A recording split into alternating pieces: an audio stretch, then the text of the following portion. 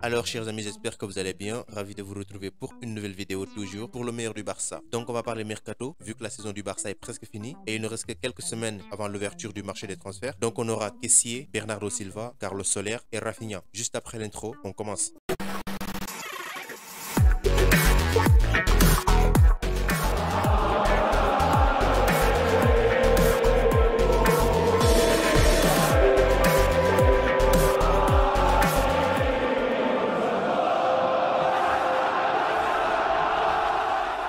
Donc tout d'abord je vous présente MX Foot, un site de vente en ligne qui vend tout type de maillots, du Barça, du Real Madrid, de Man City, etc. Ils vendent aussi des survêtements et ils livrent partout. Pour commander c'est très simple, utilisez le code promo LMDB avant de finaliser la commande pour une réduction de 15%. Le lien du site est en description et dans les commentaires. On va donc commencer avec le dossier Rafinha qui pourrait s'accélérer dans les prochaines semaines, surtout avec la saison 2021-2022 dans sa phase finale. Alors pour rappel, il a signé à Leeds en 2020 et est devenu par la suite un joueur très important à Elland Road. Ses performances en club ainsi que sa très belle forme l'ont tout simplement conduit à devenir un habitué de la Seleção, jouant un rôle essentiel durant la campagne de qualification pour la Coupe du Monde 2022. Cependant, son séjour en Angleterre pourrait prendre fin dès cet été, parce que comme vous le savez, le Barça est sur ses traces. Les dirigeants du club ont mis corps et âme pour le signer coûte que coûte cet été. Alors pour l'instant, son équipe est impliquée dans une bataille contrastée pour la survie en Premier League, parce qu'il y a la relégation en Championship qui leur tend les bras. Donc s'il devait faire face à la relégation, Rafinha serait disponible pour n'importe quel club à seulement 25 millions. Maintenant, selon Sport, Rafinha fera tout pour que Leeds United reste en Premier League, mais dans un coin de sa tête, il veut signer à Barcelone cet été et fera pression pour une sortie, même si Leeds reste en Premier League. Donc selon Sport toujours, une commission de 40 millions pour faire l'affaire pour le FC Barcelone. Le joueur étant susceptible de faire pression sur Leeds pour qu'il accepte l'offre, tout peut se passer en juin sur ce dossier Rafinha. Et sans oublier que Deco, l'agent du joueur, a été au cœur de cette discussion, en fait de cette opération de transfert. L'ancienne star de Barcelone opère également en tant que conseiller au club et vu que le Barça cherche actuellement un ailier droit sur le marché, le nom de Rafinha a été présenté au club. Et moi en ce qui me concerne, je préfère avoir deux joueurs sur ce côté, même si Dembélé reste, vu qu'Adama Traoré, il se pourrait qu'il parte, il nous faut absolument deux joueurs sur le flanc droit. Donc concernant Xavi, il a donné son accord. Ce qui reste à finaliser, c'est donc l'accord entre Leeds United et le FC Barcelone. Donc c'est une affaire à suivre dans les prochaines semaines. En tout cas, tout ce qui se passera dans ce dossier, vous le saurez ici. Ensuite, il y a ce dossier qui fait beaucoup parler suite à un récent rapport du Mundo Deportivo sur l'avenir de Frenkie de Jong au FC Barcelone. Il y a eu beaucoup de spéculations ces derniers temps concernant son avenir, mais également sa relation avec Xavi, parce que si l'on se base uniquement sur les médias le concernant, à savoir Frenkie de Jong serait mécontent de son rôle au club, bien qu'il y ait eu un certain mécontentement en interne avec Xavi. Ce dernier reste déterminé à le garder. Cependant, le rapport suggère que Xavi pourrait laisser partir Frenkie de Jong cet été s'il peut par la suite signer un autre joueur similaire en termes de qualité ou supérieur au néerlandais. Donc l'un de ces joueurs pourrait être bien évidemment Bernardo Silva, actuel joueur de Man City. Alors Xavi le voit comme la pièce manquante du puzzle en ce qui concerne le milieu de terrain. Donc s'il débarque cet été, ce serait pas une surprise parce qu'il est apprécié par Xavi en raison de sa technique et de sa capacité de possession. Et contrairement à Frenkie de Jong, il est beaucoup plus un numéro 8 accompli qui peut encore opérer à grande échelle si nécessaire. Et ayant joué sous Pep Guardiola pendant de nombreuses années, il a également le sens tactique et la familiarité avec le jeu positionnel. Cela fait donc de lui une option souhaitable pour Xavi qui estime que Silva a la qualité pour devenir le partenaire idéal à Pedri. Et de cette façon, s'il parvient à réunir Pedri González